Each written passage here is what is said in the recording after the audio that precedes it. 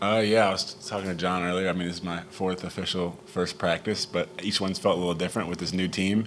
A lot of new guys, new personalities, new dynamic on the court. So it feels like really a new season, and there's a lot of juice yesterday. Everyone's fired up to get going officially. You know, when you put the practice jerseys on, it's just a different feeling and a different level of intensity. So I think we're really excited about this new squad. Yeah, I think just first official practice, nothing really new except just going a little bit longer. I mean, we've been hammering the details, the everyday details since June. So, but it's always good to know that season is upon us. A new feeling in the air, and definitely a little bit just more on high alert, more just attacking every detail during practice and holding guys more accountable on the little details. So it's always nice to see where we're kind of at first official practice. And like Zach said, this is my third official practice, first official practice here at Liberty, and definitely a new feeling, new team each year and each year now. I feel like we got a good squad together this year, and just excited to get this thing going. You guys talk about it being a new team, but there's so many of you that are back. It's so rare now. What's kept this group together, and where's the level of optimism for both of you guys going into this year, given that there's so much experience? Oh yeah, I definitely say there's a competitive advantage we have there with a kind of core of guys that have played together and know each other on and off the court, and so it's kind of easy to have kind of a string of guys where you know what you're going to get from each other, and I think that just helps us bring along the new guys faster when we get kind of all. We have like let's say me, Colin, Kaden, Xander, and even Josh was in the program last year. Brett, like all those guys, it's just so easy for the new guys to get along quickly and progress quickly when we have those new guys bringing them along. I'll say a little bit of a different offseason. Obviously, last year you guys were talking about, can we do this in Conference USA? He was coming off of a 500 year, and obviously you did that last year. You changed that. And going from last year to a little bit of a chip on your shoulder, you won't be able to have that this year. So, what does the mentality change like? Kind of coming into the first week of practice, being the hunter versus now being hunted. Yeah, I think it'd be easy to say last year means nothing, but obviously it definitely gives you a sense of confidence that once you did it, you know you can do it. Especially with a core group of guys coming back, like having that experience, knowing what it takes, knowing what it feels like. That was one of the best experiences of my life. So definitely a feeling that I want to strive for to reach again. It's like a motivation of you haven't felt it, but now it's a motivation of now I felt it, now I want to feel it again type of thing, which is a pretty cool perspective to have now. But I think with the core group of guys, we know what it takes. Obviously, Conference USA is a gauntlet, but our first and foremost focus is this non-conference schedule right now. It's a great non-conference schedule. So we did really well in the non-con last year, and I think that gave us a little bit of confidence going into conference play as well. So looking to do that again this year. Speaking of non-conference schedule, Zach, you going to go back to near hometown in Ohio and Dayton?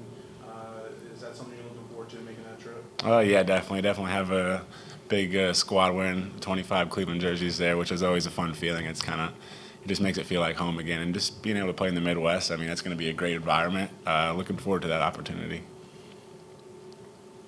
Both of you guys, you mentioned the momentum from last year and how fun that was.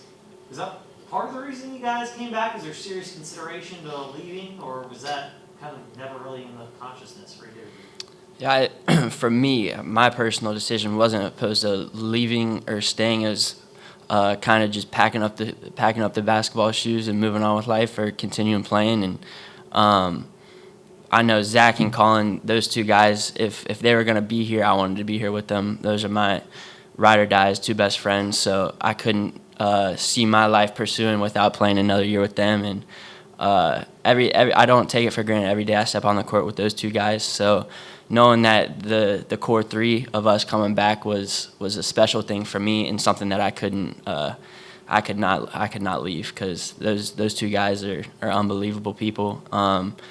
Obviously unbelievable talents on the basketball court, but even better off the court. And then also, obviously, Coach McKay, he's someone that I love dearly, man. He's one of the best people I've ever met in my life, and knowing that he wanted me to come back for this last year was something that really hit me hard. So I felt like I would do myself a disservice if I left this program when I could have played one more year for him.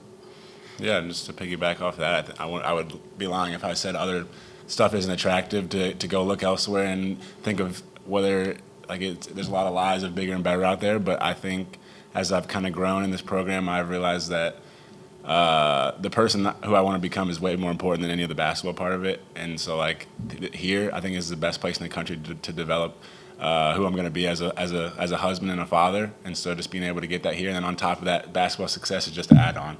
I mean, we made it to the NCAA tournament, so being able to do that while you're getting invested in daily and growing my faith and growing just who I am as a person is the best of both worlds. How much of that is a hunger too, to not just get back to the tournament, but to go back and have a little bit better showing here this year? How much of that? That's the last time you guys played a game. How much of that stuck in your minds here in the offseason? Oh yeah, I think this past year was more of like a field trip, and we're hopefully to make it more of a business trip when we go back next year. It was kind of fun just to kind of be there and see all the cool things, all the March Madness things. But we got that under the belt, and so hopefully we can get there and be more intent of making a run. Kaden, Brett Decker's a guy that showed some flashes last year, but maybe he's going to step into a larger role this year. What have you seen from him throughout the offseason? Yeah, I mean, Brett Decker has all the talent in the world, but the most special thing about Brett is just his commitment to his everyday work. He's one of the hardest workers on the team, and it reflects out on the court.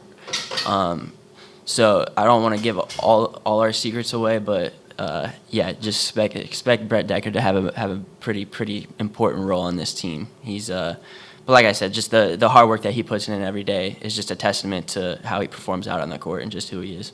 You made that comment without even knowing he was walking in.